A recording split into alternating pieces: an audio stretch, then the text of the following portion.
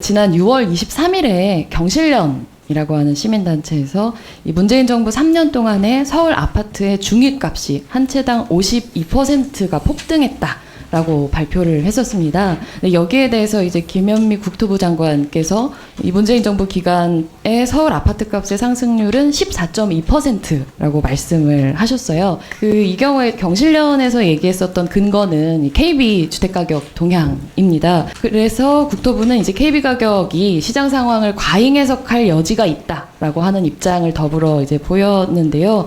근데 그렇게 얘기하기에는 제 생각에는 사실 KB 주택가격도 이제 은행법 및 관련 세칙에 따라서 이 주택담보대출의 LTV 산정 기준 중에 하나가 아닙니까?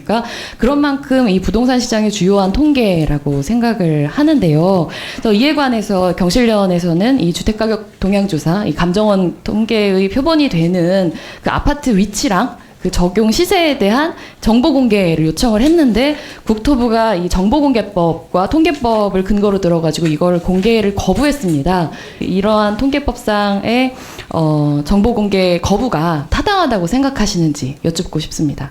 일단 아까 말한 대로 경실련 자료가 좀 통계를 산출하는 과정에서 좀 일부 오류가 있다라고 저는 국토부에서 좀 얘기를 들었는데요.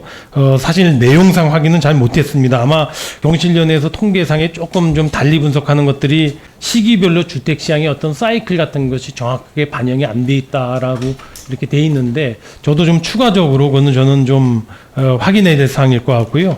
단지별로 신축이라든가 단지별 멸실 이런 것들이 고려가 안 됐다는 요인도 있고 해서 의원님 저는 어떤 이 문제를 저희도 좀 더 챙겨보도록 하겠습니다. 아마 14.2%라고 저도 또 국토부에도 보고받았지만은 국민들께서 이렇게 체감하는 수치하고는 좀 달라서 네. 저도 이렇게 함부로 이렇게 두 수치를 다 같이 인용은 하지 않고 있습니다. 네, 그렇다고 하기에는 사실 통계라고 하는 것이 저희의 어떤 정책의 아주 기본적인 판단의 근거가 되는 것이기 때문에 이제 두 가지의 굉장히 다른 수치가 공존하는 상황이라는 것은 우리가 지금 부동산 시장에 대해서 굉장히 중요한 정책을 시행하는 걸 앞두는 이 타이밍에 좀 정리가 빨리 돼야 되는 거라는 생각이 들고요. 단순히 국토부에서뿐만이 아니라 이제 문재인 대통령께서도 담화 말씀 가운데에서 일단 지난해 11월에는 전국적으로 부동산 가격이 하락할 정도로 안정되어 있다라고 말씀을 하셨고 또 올해 신년 기자회견에서는 일부 지역은 급격하게 상승한 곳이 있는데 가격이 원상 회복되어야 한다라고까지도 말씀을 하셨어요.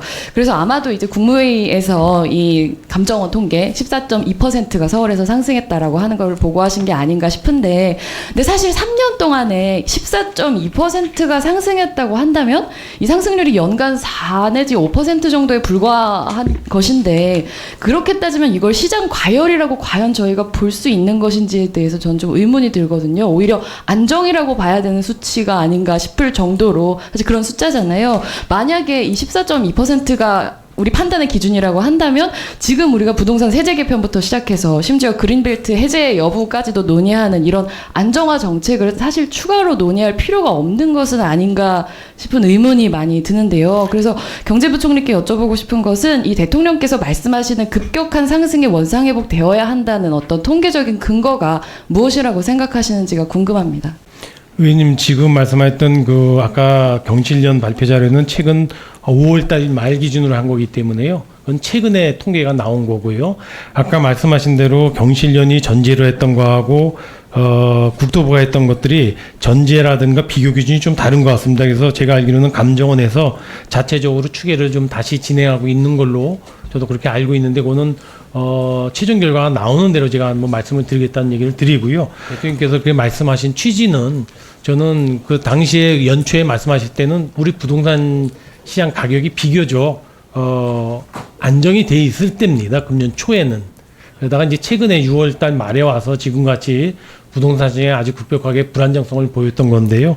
아마 대통령 말씀의 취지는 저희도 내부적으로 했습니다만은 부동산 가격이 어느 정도 올라가는 것이 적정한 것인지 아니면 그 지금보다 더 떨어져야 되는 것이 적정한 것인지에 대한 여러 가지 논란도 있었는데요. 그런 취지에서 부동산 가격의 안정을 강조하는 취지에서 저는 그런 말씀을 하셨다고 저는 이해를 하고 있습니다. 그렇다고 한다면 그 이제 시민단체에 적법한 어떤 정보 공개 요구들이 좀 더 어떤 우리 부처 차원에서 정확하게 응대가 되어야 된다고 생각하는데요.